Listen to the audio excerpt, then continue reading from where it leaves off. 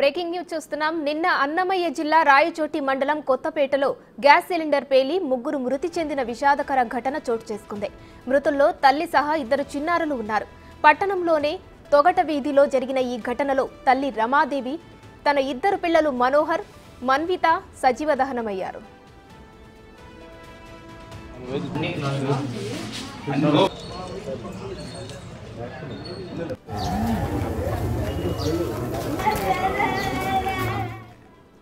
అయితే ఈ ప్రమాదవశాత్తు జరిగిందనే అందరూ అనుకున్నారు. కానీ ఈ ప్రమాదంలో కొత్త కోణం వెలుగు చూసింది. గత కొద్ది రోజులుగా భర్త వేధింపులు తాళలేక రమాదేవి ఆత్మహత్య చేసుకున్నట్లు ఓ ఆడియో బయటపడింది. నాకెందుకన్నా బతకాలనిపించట్లేదు, చనిపోవాలనిపించింది. అందుకే నీకు నైట్ కూడా ఫోన్ చేసి అందరితో మాట్లాడిన. లాస్ట్ సార్ ఏంది లేవు, ఇంత ఒకటే పంచాయతీలేనా, పెళ్ళి వేసుకునే నుంచి ఒకటే పంచాయతీ. ఆ రోజు ప్రశాంతంగా ఉన్నా, ఎన్ని రోజులు ఉండానంటే ఉన్నాను అంతే. అందరినీ దూరం చేసుకున్నా కానీ వీనికి నేను ఇంకా వాళ్ళకు అయిపోయి ఏదో ఒకటి అంటానే ఉంటాడు. ఒకటేమైనా ఎందుకులేనా చనిపోతున్నా, పిల్లలను కూడా తీసుకొని పోతాను లేనా నా వెంటబడి. చచ్చిపోయి వాళ్ళ అనాథలయ్యి వాళ్ళని ఎవరు చూసుకుంటారు? అమ్మలాగా మనం బాధపడక అమ్మ పోయింది, మనం వెంట అనాథలు అయిపోయినాం. నేను పోయినాక నా బిడ్డలు అనాథలు కాకూడదు. నేను కూడా వాళ్ళతో పాటు నాతో పాటే వాళ్ళని తీసుకొని పోతున్నా. సరేనా? ఏడోగాలు నేను చచ్చిపోయినా కానీ ఎన్నెన్నో నిందలు వేస్తాడు. ఆ నిందలన్నీ ఎందుకు చచ్చిపోతున్నా ఏమో అని కూడా చెప్పినాలే, అన్నీ చెప్పినాను. సరేనా? ఎందుకు ఈ నిందలతో ఎల్లకాలం బతుకుతూ ఉండాలా? భక్షణం పళ్ళు ఇవన్నీ ఎందుకు నేను డిసైడ్ అయ్యి నేను తీసుకున్నాను. సరేలేనా, నేను చనిపోతే కానీ వాళ్ళ ఇంటికాడ మాత్రం వేద్దండి నన్ను, నా పిల్లలను ప్లీజ్ నా అమ్మల కాడ వేయండి. వాళ్ళ ఇంటికాడ వద్దునే వద్దున్నా, నాకు అసలు అక్కడ వద్దునే వద్దు.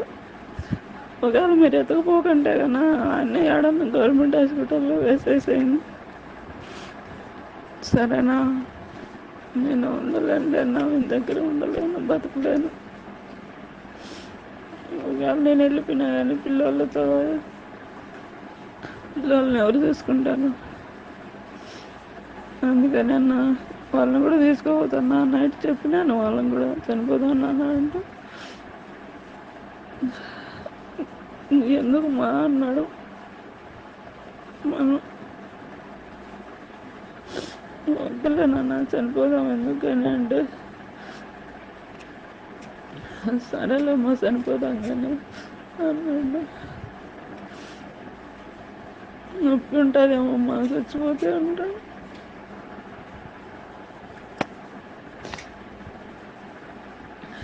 యాటికి పోతామ్మా మనం చచ్చిపోతే అన్నాడు. అడగనే చచ్చిపోయినా కానీ ఎన్నెన్నో నిందలు వేసి భరికనం చేసేస్తాడేమన్నా. చేసుకొని లేదని తెలుసు కానీ నేనేమో ఏం చేసినాను ఏం చేయలేదు. అనవసరంగా ఇప్పుడు అతని ఏదో పంచాయతీ చేసి ఏదో చేసి హత్య చేసినాను. వీడు వేరే పిల్లలతో నేను ఒక డ్రెస్ తెప్పించిన పిల్లోనికి మొన్న ఆగస్టు 15 పోలీసు డ్రెస్. ఆ డ్రెస్ తెప్పించిన దానికి ఏందో లేను, ఎందుకు ఎన్నెన్నో మాట్లాడి ఎట్లా మాట్లాడి వాళ్ళ పిల్లని చెప్పి వాడు అయ్యి మీ కొట్లాటకొచ్చి నాకెందుకు.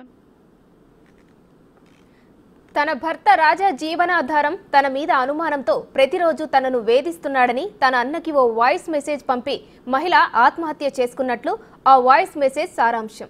మరోవైపు చనిపోవడానికి 2 రోజుల ముందు కుమారుడికి తెప్పించిన పోలీస్ డ్రెస్ విషయమై భార్యాభర్తల మధ్య తీవ్రంగా గొడవ జరిగిందని, అంతేకాక ఓ మహిళ ఇంటికి వచ్చి తనను అసభ్యకరంగా తిట్టిందంటూ ఆడియోలో తన ఆవేదన వ్యక్తం చేసింది. ఈ అవమానాలన్నీ తట్టుకోలేకనే చనిపోతున్న అన్నయ్య అంటూ రమాదేవి వాయిస్ మెసేజ్ పంపింది.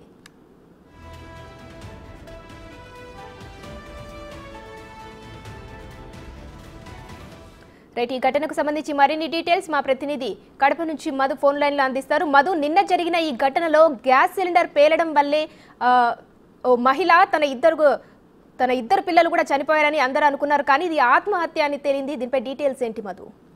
ఉమాశ్రీ, నిన్న అన్నమయ్య జిల్లా రాయచోటి పట్టణంలో తొగట వీధికి చెందిన రమాదేవి ఒక ఇంట్లో నివసిస్తుంది. అయితే 4 సంవత్సరాలుగా తన భార్యాభర్తల మధ్య కొంత అనుమానాలకు తావులేపిందని చెప్పి తెలుస్తోంది. అయితే ఈ అనుమానంతోనే రమాదేవి సూసైడ్ చేసుకున్నట్లయితే ఒక ఆడియో సోషల్ మీడియాలో వైరల్ అవుతుంది. అయితే ఈ ఆడియో వెనుక ఉన్న నిజానిజాలు అనుమానమా లేదా వేరే వ్యక్తులు ఎవరన్నా హత్య చేసి ఈ విధంగా ఆడియోను చిత్రీకరించారా అనే కోణంలో కూడా పోలీసులు అయితే విచారణ అయితే ముమ్మరంగం చేస్తున్నారు. అయితే ఏది ఏమైనా కూడా గత 4-5 సంవత్సరాలుగా రాజు అనే తన రమాదేవి భర్త అనుమానంతో తన ఇంట్లో కూడా ప్రస్తుతం నివసిస్తున్న ఇంట్లో కూడా సీసీ కెమెరాలు బిగించినట్లయితే తెలుస్తుంది. అయితే ఏది ఏమైనా కూడా ఆ సంఘటన జరిగిన సమయంలో అక్కడ సంఘటనా స్థలాల్లో కొంతమేర పోలీసులు అయితే ఆధారాలు అయితే సేకరించినట్లయితే తెలుస్తుంది. ఒక కూల్ డ్రింక్ కి సంబంధించిన ఒక బాటిల్, 2 లీటర్ల బాటిల్ ఒకటి కాలిపోకుండా ఉన్న బాటిల్ ని స్వాధీనం చేసుకున్నట్లయితే తెలుస్తుంది. అదే విధంగా యాక్సిడెంట్ లో